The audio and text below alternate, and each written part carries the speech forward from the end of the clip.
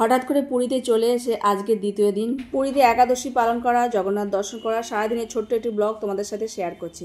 রাধে রাধে বন্ধুরা, কেমন আছো সবাই? আশা করি সবাই ভালো আছো, সুস্থ আছো। সকাল থেকে আজকে ব্লগটা শুরু করছি। রাধে বন্ধুরা, তো পুরীতে আজকে প্রথম সকাল, তো এখন যাচ্ছি আর জগন্নাথ দর্শনে। আমার রেডি হয়ে গেছি, জয়িতা গোবর সব রেডি হয়ে গেছে। আজকে একাদশী পালন করছি, আবার গীতা জয়ন্তী, তো খুব আনন্দ। ওখানে গিয়ে অনেকক্ষণ থাকবো, ভগবান দর্শন করবো, তারপর ঘরে আসবো। তো একাদশী করবো, প্রভুজি বাজার গেছিলো, কিছু পেয়ারা নিয়ে এসছে, শশা নিয়ে এসছে, একাদশীতে ফলমূল গ্রহণ করবো। তবে এখন নয়, পুরী মন্দির জগন্নাথের দর্শন করে তারপরে। আঙুর নিয়ে এসছে, খেজুর নিয়ে এসছে, আর কলা নিয়ে এসছে। এটা হচ্ছে চীনা বাদাম আর কাজু বাদাম ছিল, সাথে সন্ধক লবণ আর ব্ল্যাক পেপার ছিল। তো যাই হোক, এইগুলো সব প্রসাদ পাবো কিন্তু জগন্নাথের দর্শন করে এসে। আর আমরাও রেডি হয়ে গেছি। কালো আঙুরটা জানি না মিষ্টি হবে কি টক, যাই হোক চলো এখন বেরিয়ে পড়ি। আর জগন্নাথের ওখানে যাব আমরা। আজকে গীতা জয়ন্তী, তো 4 জনের 4টে গীতাও নিয়ে নিয়েছি। ওখানে অনেকক্ষণ থাকার ইচ্ছা আছে, গীতা পাঠ করব। তাছাড়া মন্দির পরিক্রমা, ভগবানের দর্শন সমস্ত কিছু করে তারপরে আসবো। জানি না আস্তে আস্তে কত সময় লাগে। আজকে আবার মন্দিরে ভিড় কেমন আছে। কালকে বিকেলবেলা যখন গেছিলাম ভিড়টা বেশ কমই ছিল, খুব সুন্দর দর্শন হয়েছে। তো এখান থেকে টোটো করে যাব, 1-1.5 কিলোমিটার সময় লাগে, হেঁটেও যাওয়া যায়। তো যাই হোক, টোটো করেই চলে যাব। টোটো দেখছিলাম, তো একটা টোটো পেয়ে গেছি। অটোও যায়, টোটোও যায়। তো যাই হোক, এটা আবার অনেকক্ষণ পর আমরা জগন্নাথ দর্শন করেছি, তারপর ওখানে পরিক্রমা করে অনেকক্ষণ ছিলাম, এখন বাইরে বেরিয়েছি। তো পুরীতে ঠান্ডা কিছুই নেই, ঠান্ডা বলে নেই। আর রোদে একটু গরমও লাগছিল। তো যাই হোক, আজকে অনেক ভিড়, একাদশীতে প্রচুর ভিড় ছিল, প্রচুর লাইনও পড়েছিল। তো সেই দর্শন করে আমরা বাইরে এসেছিলাম। পুরী মন্দিরে চক্র দর্শন করা, এই চক্র দর্শনে কোটি জন্মের পাপ বিনষ্ট হয়। তো যাই হোক, খুব সুন্দর দর্শনও হয়েছে, যতই ভিড় হোক। আর অনেক স্মৃতি নিয়ে যেতে ভালো লাগে।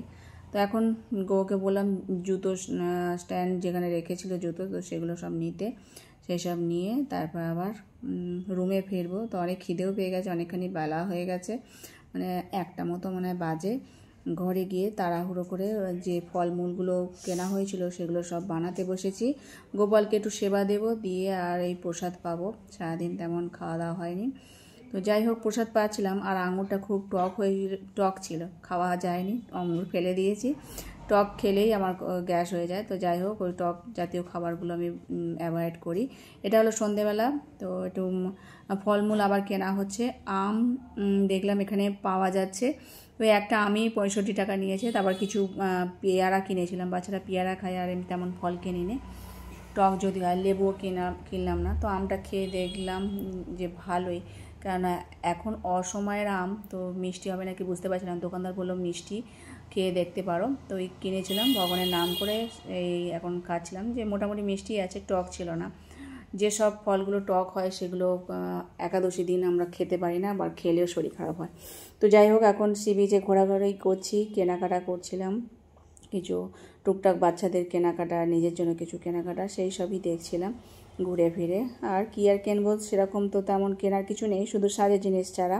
তো ওই সাজের জিনিসগুলোই জয়িতার জন্য, আমার জন্য।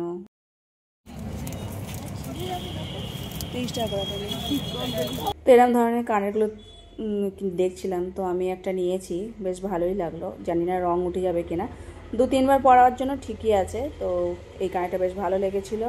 ব্যাগ দেখছিলাম, ওদিকে জগন্নাথের বিগ্রহগুলো দেখছিলাম, বেশ ভালো লাগছিলো, কিন্তু কাঠগুলো খুব হালকা, তাই আর নিইনি। তো ঠিকঠাক ছিল, কিন্তু হালকা খুব লাগছিল। তারপর একটা প্লাস্টিক নিয়েছিলাম, এসে এখানে বসেছিলাম অনেকক্ষণ। তারপর একটু সমুদ্রের কাছে এসে একটু ঢেউ খাচ্ছিলাম, তো ভালোই লাগছিল, রাত্রিবেলা সমুদ্রের ঢেউ, তাই প্যান্ট ভিজে গেছে। যাই হোক, এখান থেকে আবার রুমে যাব, ফলমূল আছে, তো সেই খেয়ে দিয়ে আজকে দিনটা এভাবেই কাটিয়ে দেবো। এখন বাজে মানে 9:30 মতো, রুমে ফিরছি। আর আজকের মতো ভিডিওটা এখানে শেষ করছি। সকলে ভালো থেকো, সুস্থ থেকো। হরে কৃষ্ণ।